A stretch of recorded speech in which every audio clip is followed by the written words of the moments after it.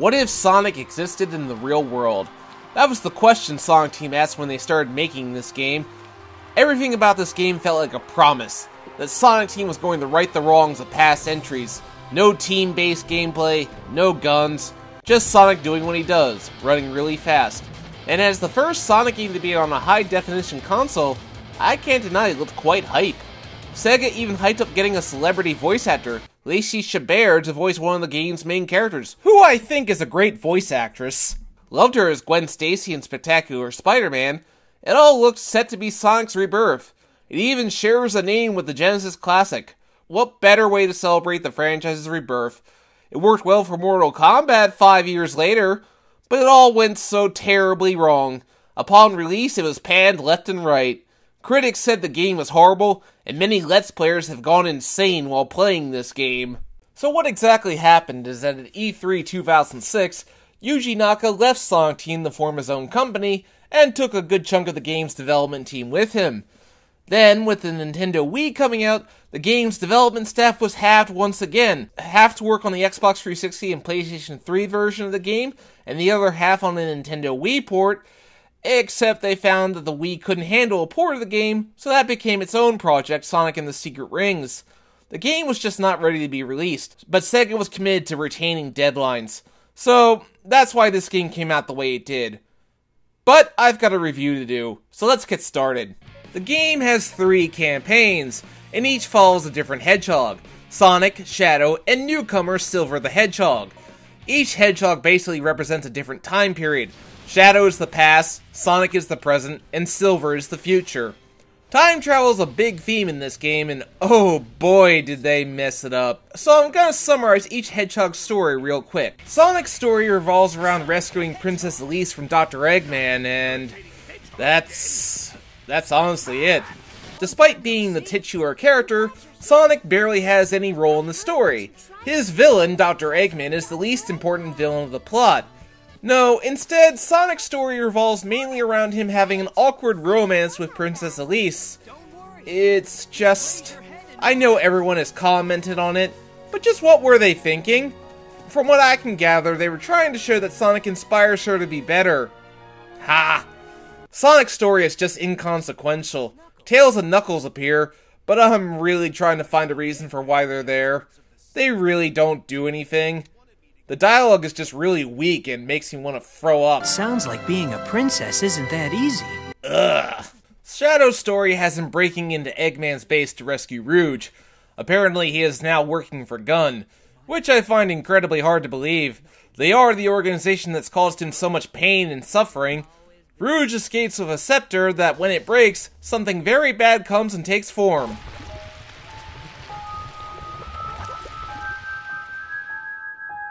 Who are you? I'm you! I'm your Shadow! No. Meet Mephiles, our main villain for the game. He's Shadow's Shadow, and sounds like Dark Yugi from Yu-Gi-Oh! Mephiles taunts Shadow by telling him that in the future he will be blamed for the disaster and sealed away. But Shadow tells him that it doesn't matter what happens. If the world chooses to become my enemy, I will fight like I always have. Shadow's story is, ironically, the strongest for me. He doesn't angst over his past like he did in the previous games for once, and he actually comes across as the main character. It is Shadow who leads the charge while Sonic stands in the background. It is Shadow who is tied with the main villain. Shadow comes across as the most intelligent Hedgehog. It definitely makes up for his annoyance in Shadow the Hedgehog, but unfortunately that came at a cost. Silver's story is all about him trying to save his future, which is destroyed by Iblis. Silver is accompanied by Blaze, who debuted in the Sonic Rush series, but her backstory is strangely changed from being from another dimension to being from the future. Yeah, tormented warrior struggling to change his future. Never seen that before. Yeah, never. Fun fact, they didn't even deny that Silver was based off Trunks. Except Trunks is actually cool. So Mephiles appears and tells Silver that Sonic is responsible for destroying the world, because you totally believe anything this guy says, right? Blue Hedgehog. I love that Blaze literally just looks right at you as if you're the stupidest person in the world for watching this. But once he goes back in time, Silver attempts to kill Sonic, but then discovers the truth that Elise is really the Iblis trigger. And before he dies, her father, the king, tells Elise that she must never cry or she'll release Iblis. I gotta say, she took the death of her father extremely well. Silver's story is just a mess. The entire story revolves around him believing at face value that Sonic is responsible for destroying the world. Blaze is his partner, but she doesn't serve any kind of major role except to sorta act as Silver's mentor, even if she doesn't really do a good job of that. The only purpose she serves is to sacrifice herself at the end to seal Iblis. So yeah, Silver's story is part of a larger problem which I'll get into in a minute. Princess Elise is probably the most unlikable character in Sonic history. She's the Princess of Soliana, yet she has no real arc. The only thing she gets is that Sonic tells her to live freely. Nothing starts until you take action, but she never does. She just stands there with her hands clasped while Sonic does all the work. The rest of the time, she gets herself kidnapped. The only time she attempts to take action is when she attempts suicide, but her worst moment is yet to come. The story is just a huge mess, with it all depending on the characters being complete idiots. Mephiles' main plan is to trick Silver into killing Sonic so Elise can cry and release Iblis, except Iblis is already released in the future, so what's stopping him from merging with him there? Because he's an idiot. Why do Sonic, Tails, and Knuckles agree to go meet Eggman to trade the Chaos Emerald for Elise, despite knowing that it's most likely a trap, and they go into it without any kind of plan? Because they're idiots. Why does Silver believe at face value that Sonic is the Iblis trigger, when there's no other proof other than this guy's word for it? Because he's an idiot! The story heavily revolves around time travel, and oh god, none of the characters seem to realize that they have the potential to time travel at will. If we don't return in time, Elise will die on board Eggman's battleship. Ugh. You have the ability to time travel at will, and you're worried about not getting back on time? Time travel is very tricky to do. If you want an example of time travel done correctly, play the Legacy of Kain games, and I do intend to do that series justice someday. The presentation. The game prides itself on being the first time Sonic has ever interacted with the human world, even though he was clearly running around humans in Sonic Adventure. So, why did that game not get any attention like this one did? Well, in Sonic Adventure, the humans aren't really that important to the story. Here, yeah, the whole focus is on what if Sonic was in a human world. In the old games, the only human was Robotnik, Eggman. Sorry, force of habit. I must admit, the game looks quite good for its time. It definitely shows as an early example of HD graphics. What I cannot praise, however, is the voice acting. The voice acting is terrible in this game. Characters have no idea how to emote. For example, in this scene where they're discussing Shadow's fate in the future... It's so unfair. Shadow's always here to defend the world. There is no sense of anger or sadness in her voice. She just comes across as very bland. Silver's voice doesn't seem to know what kind of tone he's going for, and Sonic just sounds like he doesn't care about anything. This ship is about to crash.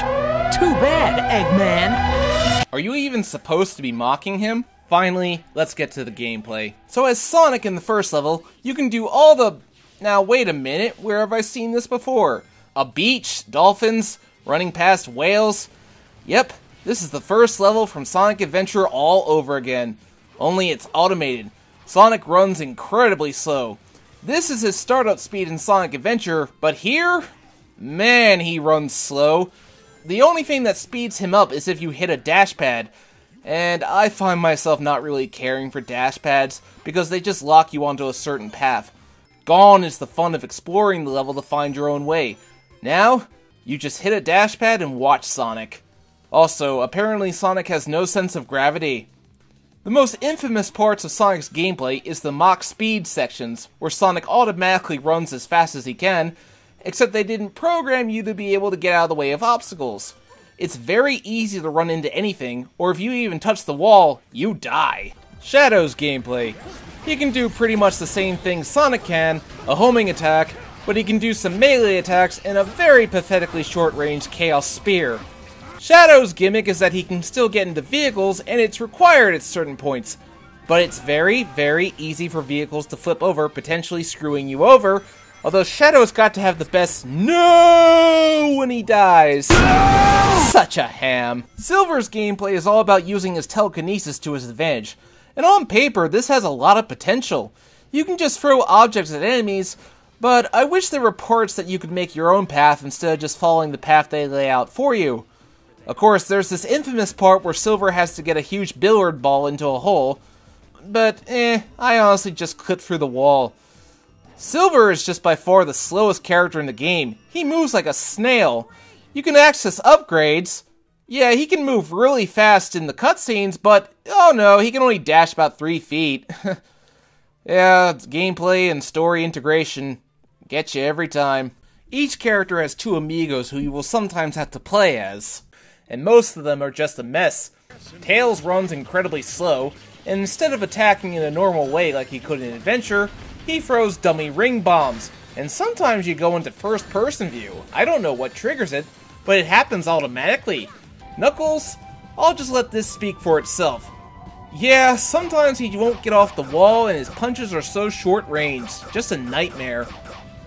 Rouge is a mix of Tails and Knuckles. Sometimes her glide is even more glitched and she fires these bombs as her attacks. She's just not fun to play. Omega? Well, he can hover, which lasts for an unusually long time. He can shoot enemies, which sometimes it works, sometimes it doesn't. Amy? Oh Jesus, she moves slow and her hammer is so pathetically short-ranged. I have to get up very close to enemies just to be able to hit them. Her double jump is just bad. She shoots right up into the air, but you have no control over where you're gonna land. Finally, that leaves us with Blaze. And she doesn't actually play too badly. She can hone in on enemies and has a great double jump. I wish I could play as Blaze more often. The big gameplay gimmick is that the game makes use of the Havoc engine. You hit an enemy, and you knock them into crates or boxes and watch everything go flying. This even applies to your rings when you get hit as your rings go flying, making it very hard to pick them back up at times. The Havoc engine is it's just a waste. It doesn't attribute to any creative game design. It's just there because Sonic Team wanted to say, hey look, we have a physics engine now. Yet, it's ironic. Because this game is a broken mess, this game has no sense of physics whatsoever. One thing I cannot stand is due to the bad controls where characters stop on a dime, it's very easy to once again fall into bottomless pits. And I must stress, why is this still a problem? Every game has had countless bottomless pits surrounding you, making it very easy to die, regardless of how careful you are. And the camera doesn't do any favors either. There's the underlying problem of 3D Sonic games. These errors were all present in some way back in Sonic Adventure, but they haven't been fixed. They've only been worsened. And why? From what I can find, it's due to Sega being very tight on deadlines, so Sonic Team often was not allowed to fix the problems, rushing the game out the door so they can meet the Christmas deadline. There's still a lot to do. You can run around in adventure mode like you could in Sonic Adventure, only it's bigger and even more empty. These people aren't very interesting. The guards are more interested in getting you to play a pointless guessing game than actually saving their princess. Then there's this weird mission where Sonic has to choose whether or not he loves Amy or Elise. This has no bearing on the rest of the game. It's just a weird moment. All of this just to pad out the game's runtime. Jeez, I'm just repeating myself at this point. You can collect these silver medals, but honestly I didn't bother very much. I'm no completionist. There are boss battles like before. You have the rival battles against Silver, and these will drive you nuts because you can get knocked into invisible air that'll kill you. Whereas when you fight these battles as Silver, they're pathetically easy. There's Dr. Eggman's mechs. The Egg Genesis is a fine boss, but it's kinda weird how the mech pieces disappear. You'd think with the power of the Xbox 360 you could show them on the ground after they get knocked off. The final battle against Dr. Eggman is... wait a minute. Yep, it's just like the Egg Viper. Even does the whole take you out at the last minute with one final charge, except in Sonic Adventure, it made sense. His machine was exploding, and thus he tried one last thing. But here, he could do something. Anything other than what he does. Mephiles, I think I finished this boss by accident because you have to rely on Shadow's unreliable teleportation powers. Iblis in both forms is just annoying because of how time-consuming it is to actually damage him. Finally, let's talk about the last story. It's basically a cliche at this point. Beat the game of all the characters and you unlock the last story. In it, Mephiles decides to do what he probably should have done.